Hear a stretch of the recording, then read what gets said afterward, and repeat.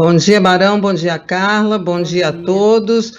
Pois é, o Barão, acho que o rumo, a dinâmica da corte, até porque ela ainda mantém a mesma composição, com a troca de presidente, eu acho que não muda muito, até porque o presidente, ele é a voz mais nítida, mas ele não dita os rumos nem do comportamento dos outros magistrados, e também não dita o rumo necessariamente o rumo das votações, né? Basta ver que o Toffoli, no período dele, foi várias vezes contestado e algumas delas derrotados pelo plenário, né? Tendo decisões dele revistas, coisas que ele mesmo acabou mudando o voto. Então, eu acho que, em termos do colegiado, pelo menos antes que sejam feitas aquelas duas trocas que temos aí pela frente, eu acho que não muda, não muda. Embora o perfil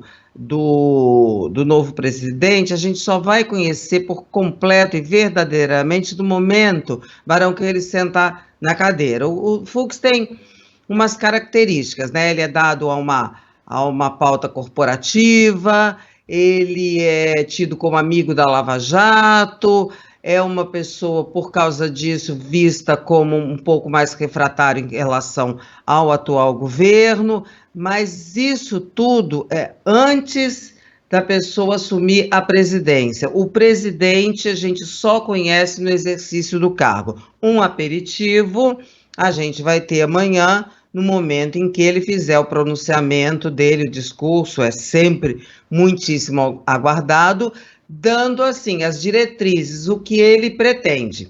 Embora nem sempre o que o presidente pretende é o que o presidente consegue fazer. Dora, eu sei que é um desafio diário, né, para você, para os analistas políticos, conseguirem fazer essa análise no meio dos acontecimentos, né? A gente conseguir meio que trocar a roda com o carro andando.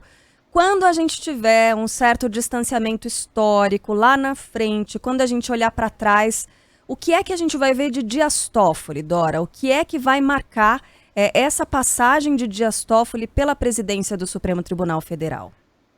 Bom, eu prefiro dizer a análise atual, né? Porque eu sei lá como é que a gente vai conseguir ver lá na frente, né? Pode ser que seja diferente do que está se vendo agora, né? Porque a O que gente está se tem, vendo Dora, agora. essa aproximação com os militares, né? O Dias Toffoli, Isso. ele trouxe assessores dessa área militar muito para próximo, para dentro do Supremo Tribunal Federal, que era algo não tão corriqueiro assim. Né, algumas decisões, tem essa decisão no apagar das luzes aí, da possibilidade de um novo penduricalho, do tal do auxílio, vou me lembrar aqui, auxílio acervo, é isso? Para os juízes que estão atuando em vários trabalhos ao mesmo tempo, em mais de uma vara, enfim, foi uma decisão tomada ontem no CNJ. Mas o que a gente vai olhar para trás e vai lembrar do que, exatamente, na sua opinião, sobre Dias Toffoli?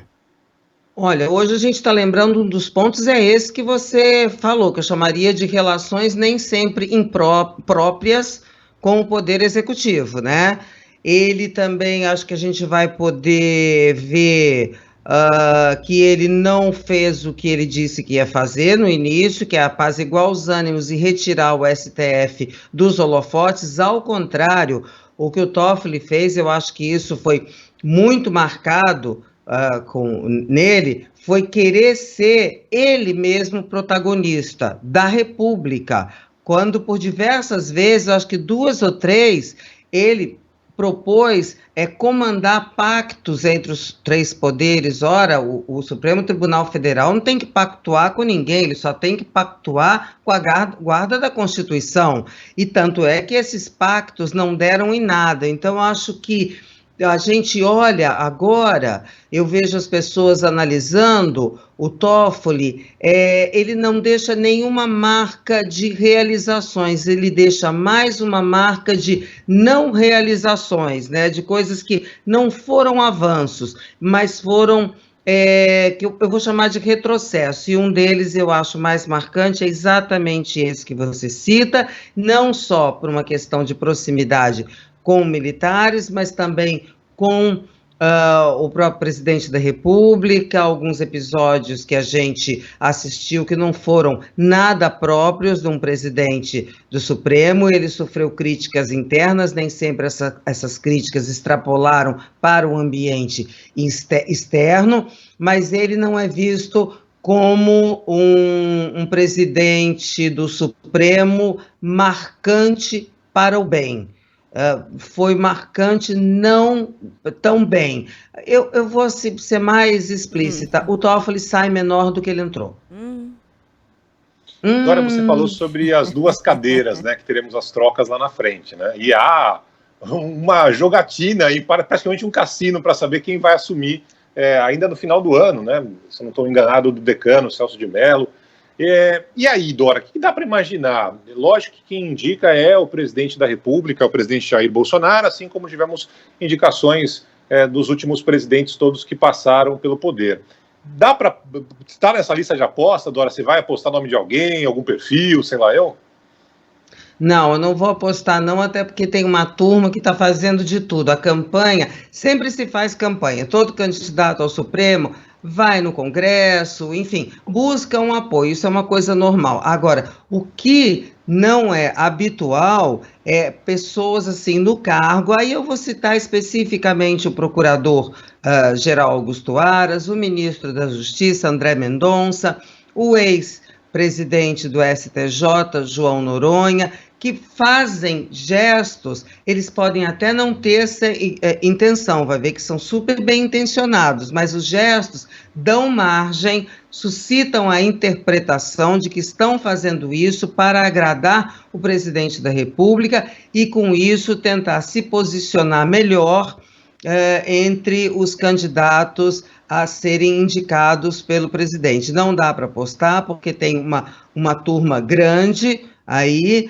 Ele pode, até o Bolsonaro pode escolher entre qualquer outro nome que não esteja nessa turma. E também tem a outra etapa, que eu acho que vai ser uma etapa bastante diferente, como aliás tudo nesses tempos, que é a etapa da passagem desse nome, primeiro agora é 1º de novembro, tá? Que o ministro Celso Mello faz 75 anos, e aí vai ter a indicação, não sei se vai ser logo em seguida, pode não ser.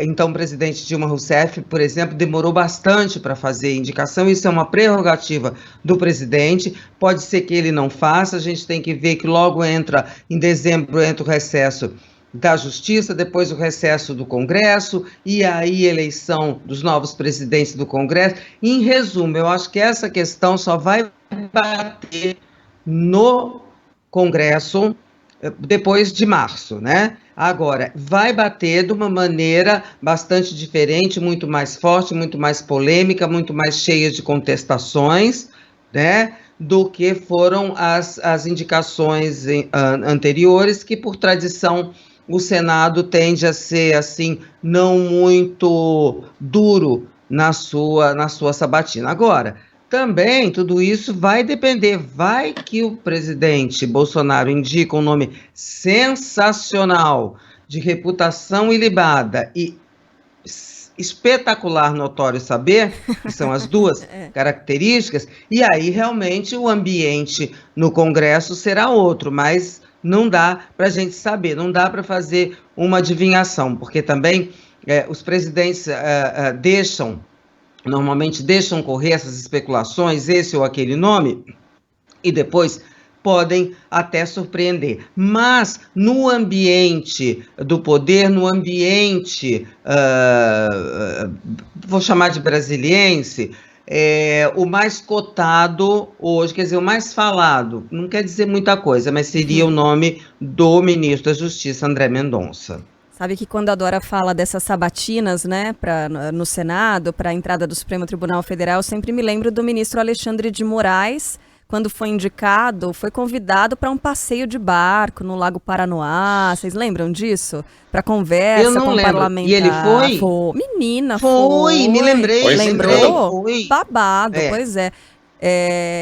Muito impróprio. Muito impróprio. O que a gente pode esperar, né? Agora, Dora, à medida em que a gente se aproxima dessa data, né, de novembro, desse período da indicação, a gente percebe as pressões aumentando também. E muito tem se falado sobre a pressão dos evangélicos, já que o presidente da República sugeriu que daria uma indicação de um nome terrivelmente evangélico para sentar nessa cadeira do Supremo Tribunal Federal. Essas pressões a gente observa e fica assim um pouco assustado com tudo isso, mas isso não é exatamente novo, né, Dora? Essas pressões em torno do presidente dessa indicação, elas sempre aconteceram e acontecem o tempo todo, não é isso? Não é coisa nova, você tem razão. O que eu nunca tinha visto é o presidente se manifestar em favor de um desses grupos de pressão. No caso, quando ele disse que pretende indicar um nome terrivelmente evangélico, que não quer dizer que ele vai indicar, tá? Ele podia estar fazendo ali uma cena legal para esse pessoal, mas isso eu nunca tinha visto, né? O presidente se manifestar em favor de um grupo de pressão. Mas eu queria lembrar um pouquinho que do Fux, né? O Fux, ele vai ser um presidente que vai enfrentar várias questões polêmicas que tem na pauta do Supremo. E, gente, vai ser o presidente do Supremo que estará à frente do tribunal durante todo o processo que vai culminar na eleição presidencial de 22. Ai, ai. Ele só sai em setembro de 22, quer dizer, na véspera da eleição, e tem várias questões ali no Congresso, negócio de segunda instância, suspeição de Moro, que podem mexer no cenário de 22. Então, o Fux tem aí eles todos têm, mas acho que vamos tratar de quem vai assumir amanhã, né? Ele tem aí um período, uma questão, um cargo da maior importância, né?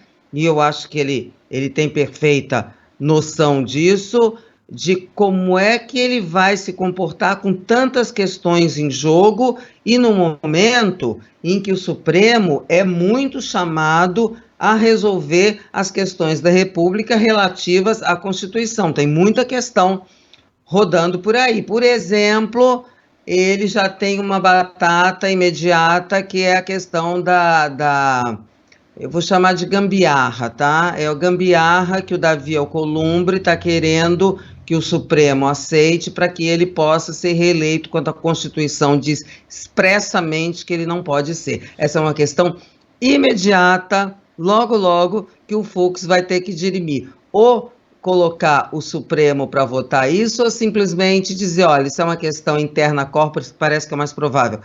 Interna corporis do Congresso, o Congresso que se vire, se quiser reeleição, que trate de mudar a Constituição. Amo negócio de prisão em segunda instância, depois de condenação em segunda instância. O negócio, eu amo, Dora, me lembra tanto de uma pessoa tão querida.